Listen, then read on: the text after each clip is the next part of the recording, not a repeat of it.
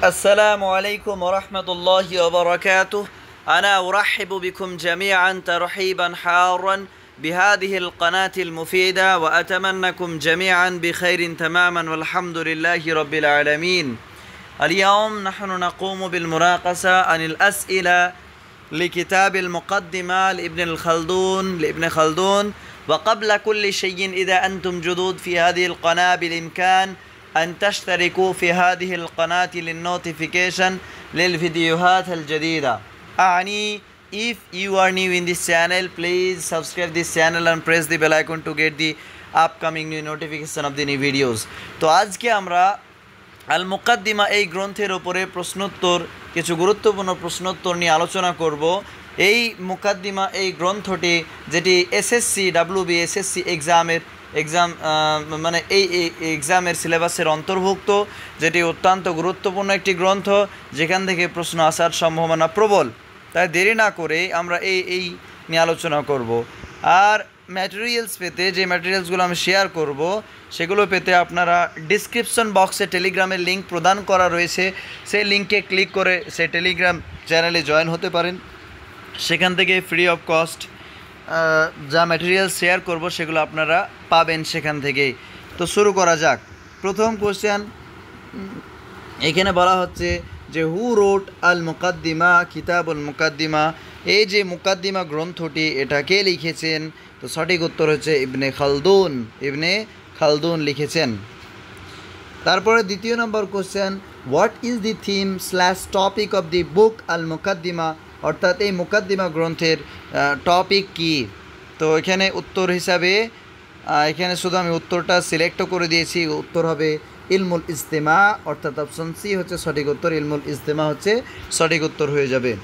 Question number 3, সেখানে আমরা পড়ব যে what is the full form of the book Al Muqaddimah, Muqaddimah গ্রন্থের ফুল ফর্ম কি? তো সঠিক উত্তর অপশন এ, অর্থাৎ কিতাবুল ইবারি ওয়া দিওয়ানিল মুবতাদাই ওয়াল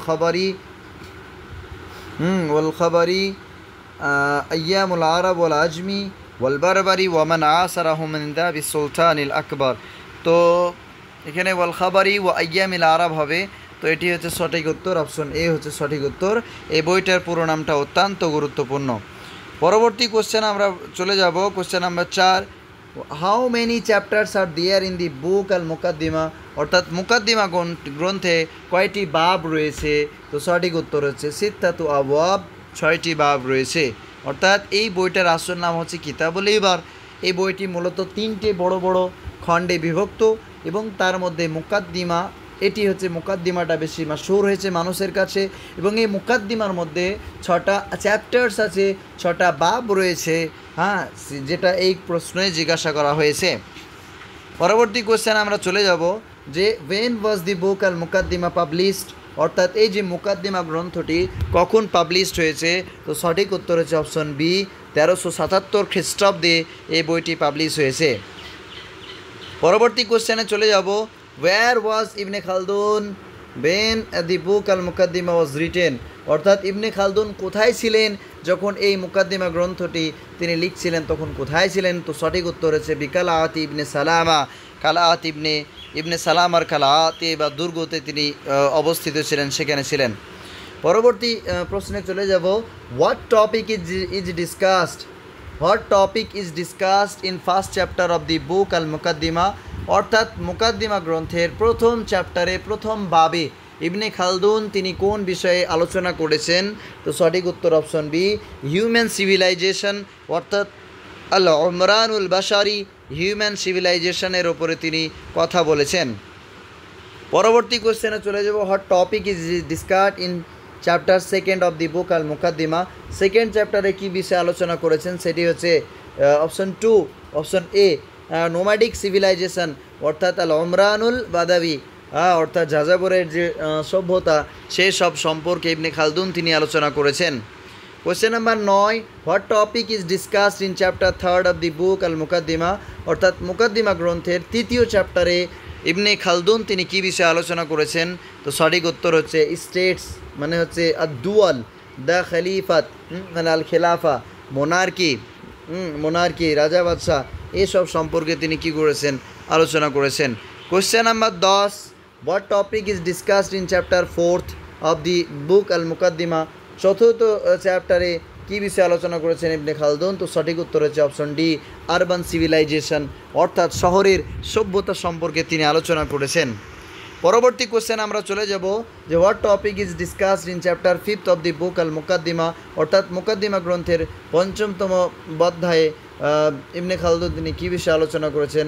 তো সঠিক উত্তর হয়ে যাবে ডি, অর্থাৎ ক্রাফটস, লাইভহুডস, আর্নিংস ইত্যাদি, অর্থাৎ সানায়া, বিভিন্ন ধরনের শিল্প কারখানা, তারপর জীবনের যে জীবিকা, আর্নিংস, এসব ব্যাপারে তিনি কী করেছেন?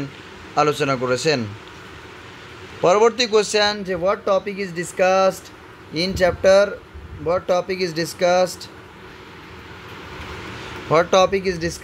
Chapter 6th of the book Al Muqaddimah, Muqaddimah গ্রন্থের 6 নম্বর চ্যাপ্টারে কী বিষয়ে আলোচনা করেছেন?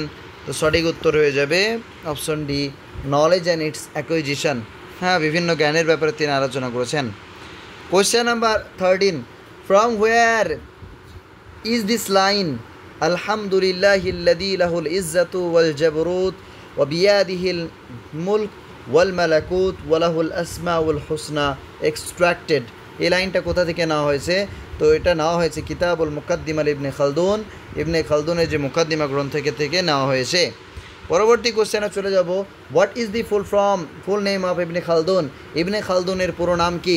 অত্যন্ত গুরুত্বপূর্ণ। তো সঠিক উত্তর হচ্ছে আবু জাইদ আব্দুর রহমান বিন মোহাম্মদ। এটি হচ্ছে ইবনে খালদুনের পুরো নাম। পরবর্তী কোশ্চেনে চলে যাব যে হুই is considered as the পায়োনার of social science এর পায়োনার বা রাইদ কাকে বলা হয়ে থাকে? তো সঠিক উত্তর ইবনে খালদুন, তাকে মানে আলিমুল ইজতিমা হিসেবে কনসিডার করা হয়ে থাকে, ইলমুল ইজতিমা এর পায়োনার, রাইদ। পরবর্তী কোশ্চেনে চলে যাব, 16 নম্বর question, wire was Ibn Khaldun born? ইবনে খালদুন তিনি কোথায় জন্মগ্রহণ করেছেন? তো সঠিক উত্তর হচ্ছে তিউনিসিয়াতে তিনি জন্মগ্রহণ করেছেন। পরবর্তী কোশ্চেনে চলে যাব যে when was Ibn Khaldun born? কখন ইবনে খালদুন জন্মগ্রহণ করেছেন? তো সঠিক উত্তর হচ্ছে 732 হিজরি অনুযায়ী 1332 খ্রিস্টাব্দে ইবনে খালদুন তিনি জন্মগ্রহণ করছেন তিউনিসে। When was Ibn Khaldun died? অর্থাৎ কখন ইবনে খালদুন ইন্তেকাল করেন? 808 হিজরি অনুযায়ী 1406 খ্রিস্টাব্দে ইবনে খালদুন তিনি ইন্তেকাল করছেন। সর্বশেষ question, last but not the least, the question is where was Ibn Khaldun died? Ibn Khaldun কোথায় ইন্তেকাল করেছেন? তো সঠিক উত্তর হচ্ছে অপশন এ, ইজিপ্টে তিনি ইন্তেকাল করেছেন। তো এই ছিল ইবনে খালদুনের মুকাদ্দিমা, এই গ্রন্থের উপরে কিছু গুরুত্বপূর্ণ কোশ্চেন। ঠিক আছে, এই কোশ্চেনগুলোর বাইরেও আরও কোশ্চেন হতে পারে, কিন্তু এগুলো আমার কাছে গুরুত্বপূর্ণ মনে হলো, তা আপনাদের সম্মুখে বা আপনাদের উদ্দেশ্যে এই ভিডিওটি করলাম, যাতে করে আপনারা এখান থেকে উপকৃত হন। যাই হোক, আজকে এ পর্যন্ত। ইনশাআল্লাহ পরবর্তী ভিডিওতে অন্য বিষয় নিয়ে আলোচনা করার চেষ্টা করব ইনশাআল্লাহ।